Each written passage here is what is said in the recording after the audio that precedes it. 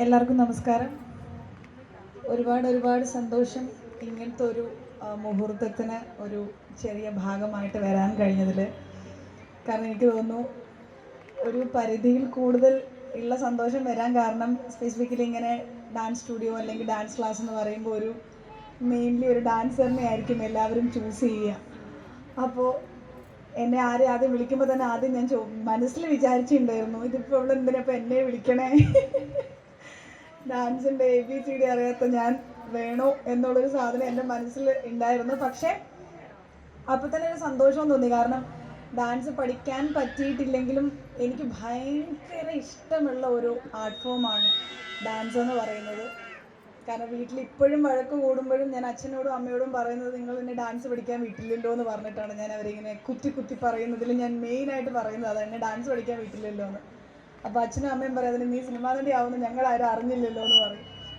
പക്ഷെ അന്ന് എനിക്ക് തോന്നുന്നു ഞങ്ങളുടെ അവിടെങ്ങളിലൊന്നും ഇപ്പോഴും ഇത്രത്തോളം ഞാൻ കൊച്ചിയിൽ വന്നതിന് ശേഷം ഈ വൈക്കം, തൃപ്പൂണിത്തുറ ആ ഏരിയയിലൊന്നും കാണുന്ന പോലത്തെ ഒരു ആർട്ട് സപ്പോർട്ട് അല്ലെങ്കിൽ ആർട്ടിനെ അത്രമാത്രം സ്നേഹിക്കുന്ന ആൾക്കാർ ഇപ്പോഴും എൻ്റെ നാട്ടിൻ്റെ അവിടെ ഉണ്ടോ എന്നുള്ളത് എനിക്ക് ഇപ്പോഴും ഡൗട്ട്ഫുള്ളാണ്.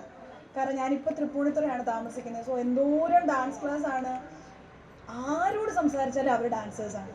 എൻ്റെ കൂടെ ഓരോ പ്രോഗ്രാം ചെയ്യാൻ വരുന്ന പല കുട്ടികളും തൃപ്പൂണിത്തുറ ഭാഗത്തു നിന്നാണ് വരുന്നത്. അപ്പോൾ എനിക്ക് തോന്നാറുണ്ട് എൻ്റെ നാട്ടിൽ ഇതിൻ്റെ ഒരു 4/1 പോലും ഡാൻസ് ക്ലാസ്സുകൾ ഇപ്പോഴും സജീവമായിട്ടുണ്ടോ എന്നുള്ളത് എനിക്കറിയില്ല. പക്ഷെ അത് വരണം എന്ന് ഭയങ്കരമായിട്ട് ആഗ്രഹിക്കുന്ന ഒരാളാണ് ഞാൻ. കാരണം അത് എനിക്ക് പഠിക്കാൻ പറ്റാഞ്ഞതിൽ ഭയങ്കര സങ്കടമാണ് എനിക്കിപ്പോഴും എൻ്റെ അടുത്ത്. പക്ഷേ ഞാൻ ഇപ്പോഴും പെർഫോം ചെയ്യുന്നത് അല്ലെങ്കിൽ ഒരു പ്രോഗ്രാം ചെയ്യുന്നത് ബിജു ചേട്ടൻ്റെ അടുത്താണ്. ബിജു ധ്വനിധരൻ കാണാൻ എന്നെ ഇങ്ങനെ ധൈര്യം തന്ന് ഡാൻസിൻ്റെ ഇങ്ങനെ ABCD പറയിച്ച് പഠിപ്പിച്ച് എനിക്ക് കംഫർട്ടബിൾ ആവുന്ന രീതിയിൽ എന്നെ പഠിപ്പിച്ച് എന്നെ സ്റ്റേജിൽ കയറ്റുന്നത് ബിജു ചേട്ടനാണ്.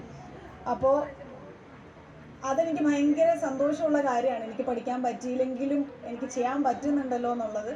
എന്നാൽ പോലും എൻ്റെ അടുത്ത് ആൾക്കാർ ചോദിക്കും, പഠിച്ചുകൂടെ, ഇനിയാണെങ്കിലും പഠിക്കാമല്ലോ എന്ന് പറയുമ്പോൾ പക്ഷെ ആ ഒരു കോൺഫിഡൻസ് എനിക്കെന്തോ കിട്ടിയിട്ടില്ല. എൻ്റെ മനസ്സിലൊരു ഇപ്പോൾ ആരെയൊക്കെ പഠിച്ചതുപോലെ 3 വയസ്സ് 3.5 വയസ്സ് മുതൽ പഠിക്കണം, എന്നാലാണ് നമ്മുടെ ബോഡിയൊക്കെ അങ്ങനെ വഴങ്ങി വരാമെന്നൊരു എവിടെയോ ഒരു വിശ്വാസം അല്ലെങ്കിൽ ഒരു തോട്ട് എൻ്റെ മനസ്സിലുണ്ട്. അതുകൊണ്ടായിരിക്കും എനിക്ക് പഠിക്കാൻ പറ്റാത്തത്. പക്ഷെ പല ആൾക്കാരും പറയുന്ന കേൾക്കുമ്പോൾ എനിക്ക് തോന്നാറുണ്ട് പഠിക്കണം. കാരണം നമുക്ക് സമയമുണ്ട്, നമ്മുടെ സൗകര്യത്തിന് പഠിക്കാൻ പറ്റുന്ന ഓപ്ഷൻസ് നമുക്കുള്ളപ്പോൾ എൻ്റെ മനസ്സിലുള്ളൊരു ആഗ്രഹമാണ് എന്നെങ്കിലും പഠിച്ചൊരു കച്ചേരിയൊക്കെ നടത്തണം എന്നുള്ളത്. എനിക്ക് ആ ഡാൻസ് ഫോംസിൻ്റെ ആ കോസ്റ്റ്യൂംസൊക്കെ എനിക്ക് ഭയങ്കര ഇഷ്ടമായിട്ട് ഞാനത് കണ്ട് ആസ്വദിക്കുന്ന ഒരാളാണ്. പിന്നെ ഒരു പാലൂനെ എനിക്ക് അമ്മ തന്നില്ലെങ്കിൽ എനിക്ക് ചേട്ടൻ ഒരു നാരായണീനെ വീട്ടിൽ തന്നിട്ടുണ്ട്. ഇന്ന് അവളുടെ ആദ്യത്തെ ബർത്ത്ഡേ ആണ്, എൻ്റെ ചേട്ടൻ്റെ മോളുടെ ആദ്യത്തെ ബർത്ത്ഡേ ആണ് നാരായണീൻ്റെ. അപ്പോൾ അവളാണ് എൻ്റെ മുമ്പിലുള്ളൊരു ലക്ഷ്യം. അവൾക്കൊരു 3 വയസ്സാവാൻ വേണ്ടിയിട്ട് വെയിറ്റ് ചെയ്യാണ് ഞാൻ. എനിക്ക് പഠിക്കാത്തതും പഠിക്കാൻ പറ്റാത്തതും ഒക്കെ പഠിപ്പിക്കാനായിട്ടുള്ള വെയിറ്റിങ്ങിലാണ് ഞാൻ. സോ എന്തായാലും എനിക്ക് പഠിച്ച് വരാൻ പറ്റാത്തൊരാഗ്രഹങ്ങളൊക്കെ തീർക്കാനുള്ള ഒരാളായിട്ടാണ് ഞാൻ വീട്ടിലെ കുഞ്ഞാവേനെ കാണുന്നത്. അപ്പോൾ എന്തായാലും ഈ ഒരു സ്ഥാപനത്തിലോട്ട്, ആര്യാമോഹനത്തിലോട്ട് വരുന്ന എല്ലാ കുട്ടികൾക്കും എല്ലാവിധ ആശംസകളും നേരാണ്. നിങ്ങൾക്ക് ഓരോരുത്തർക്കും നിങ്ങളുടെ ഇഷ്ടത്തിന് പഠിക്കാനായിട്ടുള്ള ഒരുപാട് ഓപ്ഷൻസ് ഇപ്പോൾ നമുക്ക് അവൈലബിൾ ആണ് എല്ലായിടത്തും. അപ്പോൾ അതൊക്കെ നമ്മൾ പഠിക്കുക.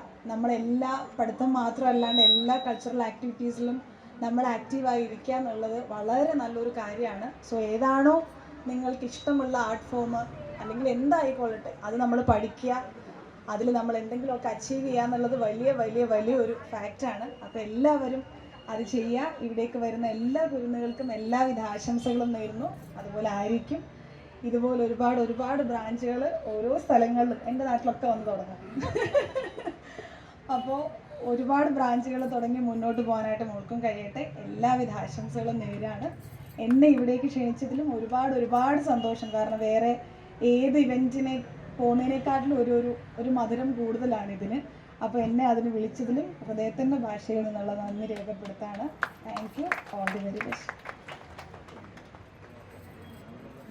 അനുശ്രീക്ക്